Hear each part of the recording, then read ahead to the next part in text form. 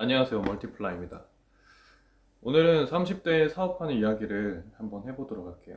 에어비앤비, 제가 하고 있는 에어비앤비 얘기도 조금 해볼게요. 어느 날 친구가 저에게 그러더라고요. 사업하다가 망하면 어떡하냐? 직장이 좋지 않냐? 제 채널 이름이 멀티플라이 곱하다입니다. 월급이 어떻게 보면 안정적이라고 생각할 수 있겠죠. 하지만 이건 더하기라고 볼 수 있어요. 200에서 300에서 뭐 20만 원 더하고 20만 원 더하고 이런 식인데, 하지만 사업은 곱하기라고 볼 수 있어요. 0에서 아무리 곱해도 0이지만 200에서 2만 곱해도 어떻게 될까요? 400이 됩니다. 이걸 생각하면서 일을 하게 되니까 좀 더 숲을 보는 사고가 생기는 것 같더라고요. 내가 지금 이 일을 하기로 선택을 했는데 남한테 쉽게 맡길 수 있을까? 혹은 쉽게 늘릴 수 있을까? 이런 사고를 갖고 있기만 해도 같은 일을 하더라도 좀 더 구조를 보게 되더라고요. 사업은 곱하기 할 수 있는 방법이 다양합니다. 사람을 고용해서 나를 하나 더 만들 수도 있고, 사업장을 계속 늘릴 수도 있겠죠. 그래서 사업은 구조가 중요하다고 생각합니다. 사업은 확장하기 쉬운 사업, 그리고 확장하기 어려운 사업, 이렇게 두 가지로 나뉜다고 생각을 하는데, 만약 내가 연필을 만드는 사람이라고 칠게요. 그럼 이게 곱하기가 될 수 있을까요? 어렵겠죠. 저 같은 장인이 하나 더 있어야 되니까요. 그러면 제가 누군가를 교육해서 저 같은 장인을 하나 더 만들어야겠죠. 하지만 연필을 만드는 기계를 만들었다고 친다면 이건 어떤가요? 곱하기가 되겠죠. 기계가 돌아가고 있을 때 기계를 하나 더 만들어서 두 개, 세 개 늘리면 되겠죠. 어떻게 하면 쉽고 구조적으로 돈을 만들 수 있을지 고민해 봤으면 좋겠습니다. 혹시 이런 분 계시지 않나요? 사업이 됐든 뭐가 됐든 열심히만 하면 어떻게든 되겠지. 저도 처음에 이런 생각이 없이 무작정 열심히만 하면 될 줄 알고 사업을 시작했었어요. 이런저런 방법적인 것들이 많잖아요. 그러다 보니 4년 정도 사업을 했더니 사업자 대출로 빚만 7천만 원이 쌓이더라고요. 또 그때 당시에 코로나 때문에 사업자 대출을 쉽게 내줬었거든요.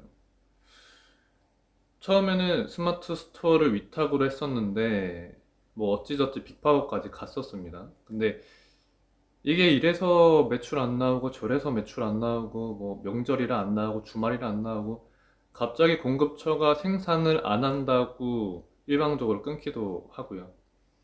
CS도 계속 들어오고 혹시나 혹여나라도 진상 CS 만나면 현타가 와가지고 하루 다 날리고 이걸 혼자 다 하면서 지내다 보니 목에 담이 계속 생기더라고요. 그래서 목을 이렇게 못 돌리는 그런 나날이 좀 많았어요. 그래서 병원에 갔더니 최근에 스트레스를 너무 많이 받지 않았냐고 좀, 그래서 내려놓으라고 하더라고요. 그러면서 내가 뭔가 좀 다른 대책을 내야 하지 않나 생각을 했었어요. 왜냐면 이렇게 평생 할 수 있나? 지금도 이렇게 불안감에 살고 있는데 이렇게 할 수 있을까라는 생각을 많이 했는데, 쉬는 날도 몸은 쉬지만 생각은 쉴 수가 없었어요. 저는 이런 것들을 4에서 5년 겪으면서 나에게 맞는 사업 속성이 있구나라는 것을 깨닫게 되었어요. 지금 예전보다 더 일을 많이 하고 바쁘게 살다 보니 잊고 있을 때가 많지만 문득 엄청 행복하다라는 생각을 하기도 해요. 이렇게 제가 겪은 얘기를 이렇게 듣고 있는 와중에 조금이라도 마음이 움직이신 분들은 공간 대여업에도 한번 고민을 해보시는 것도 좋을 것 같아요. 제가 하고 있는 외국인 도시민박업, 그래서 외도민이라고 할게요. 외도민의 장점은 크게 세 가지가 있어요. 첫째는 수요 공급에 대한 파악이 쉬워서 세팅만 하면 운영이 편리하다는 것입니다. 외도민 사업은 수요와 공급을 비교적 객관적으로 판단할 수 있고, 마케팅에 적은 돈 혹은 돈을 들이지 않아도 내가 허가받은 공간만 가지고 있으면 기본적으로 수익을 가져다 주어서 공간 대여 사업을 하고 나서부터는 기본 수익이 생기니까 재정적인 안정감을 좀 갖게 되더라고요. 제가 스마트 스토어를 오래 했지만 이 제품이 인기가 어느 정도 있을지, 비슷한 군을 얼마나 검색량이 얼마나 되는지를 자료를 가지고 추정을 할 수 있는데, 누군가 판매하는 제품을 더 저렴하게 가져와서 딱 옆에 붙이지 않는 한 이게 추정치일 뿐이지 정확한 판단이 어려웠어요. 하지만 공간 임대업, 그러니까 제가 하고 있는 외도미는 잘 되고 있는 곳 바로 인근과 비슷한 퀄리티의 인테리어만 해줘도 어느 정도 수익을 가져오기가 쉽습니다. 왜냐면 공간 구조라는 게 100% 같을 수가 없고, 사람에 따라 느껴지는 장단점이 다르기 때문에 선택받기가 어렵지 않습니다. 둘째는 허가를 받아야 한다는 것입니다. 이게 무슨 장점이야 라고 하실 수도 있는데, 허가 받는 게 쉽지가 않는 게 맞아요. 현재 서울에 있는 공유 숙박업 90%가 불법이라고 해요. 이제 쉽게는 원룸은 무조건 불법이고, 에어비앤비 어플에 들어가 보면 원룸으로 영업하는 곳이 정말 많거든요. 그래서 이제 오픈하기가 너무 쉬우니까 이제 불법 숙소들이 그렇게 많은데, 그래서 저는 더더욱 합법적으로 운영하는 숙소를 열어서 안전소방법을 항상 점검받고 있으니 그만큼 안전한 숙소입니다 라는 말로 홍보도 할 수 있다고 생각을 하고, 저는 이제 그렇게 홍보도 하고 있습니다. 사실 이렇게 허들이 높으면 높을수록 시장은 안정적이게 유지될 수 있다는 생각을 가지고 있어요. 셋째, 합법적으로 숙소를 운영하게 되면 마음가짐이 많이 달라지기 때문에 그 자체로도 경쟁력이라고 생각을 해요. 예를 들어서 저희 숙소에서 지내시다가 제가 이제 다른 예약이 미리 차 있는 바람에 남은 여행 기간을 다른 숙소에서 지내게 된 게스트가 계셨어요. 그분이 이미 퇴실을 하셨는데 하루 뒤에 연락을 저한테 주셔가지고 혹시 운영하는 숙소 중에 본인이 지금 지낼 수 있는 숙소가 있냐고 물어보시더라고요. 그래서 제가 왜 그러냐고 하니까 지금 오게 된 숙소가 너무 청결하지 않다라는 겁니다. 그래서 어느 숙소인지 물어봐서 제가 그거를 좀 들여다보니까 불법 숙소로 추측이 되더라고요.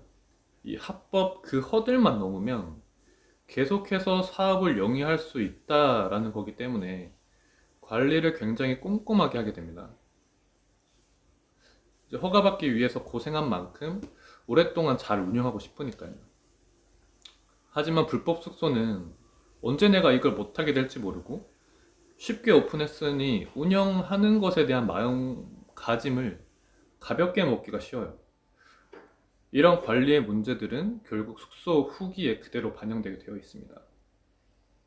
그래서 저는 합법적인 외도민 사업을 추천을 하고 있어요. 합법과 불법에 대해서는 다른 영상에서 또 자세히 다뤄드리도록 할게요. 불법 숙소가 그렇게 많지만 2023년 서울에서 합법적으로 개업한 숙소의 개수는 533곳입니다. 여기에서 보여주는 숫자만큼 지금도 실행을 해서 합법적으로 등록하여서 수익을 내고 계시는 분들이 많이 있다라는 방증이겠죠. 분명히 이 내용을 들으시고 허가 받기 너무 힘들다더라, 돈 들어갔는데 수익 안 나면 어떡하냐, 부동산 무서워, 뭐 이런 것까지 여러 가지 내면에서의 저항이 생기실 거예요. 근데 저도 처음엔 그랬고 이게 너무 큰 산으로 보였어요. 하지만 무슨 일을 도전할 때는 쟤도 하는데 나도 하지 라는 자신감을 좀 가질 필요가 있지 않나 생각을 합니다. 그만큼 돌아오는 것도 많다고 생각을 해요. 정말 주변에서 많이 행동해라 하는데 누가 그 말 못해. 하지만 진짜 행동하고 나면 이래서 행동해야 되는구나라는 생각이 들 수밖에 없습니다. 그만큼 결과로 나오기 때문입니다. 모든 곱하기를 추구하시는 분들, 이번 해에는 꼭 이루셔서 한 번 사는 인생 행복하게 살았으면 좋겠습니다. 멀티플라이였습니다. 감사합니다.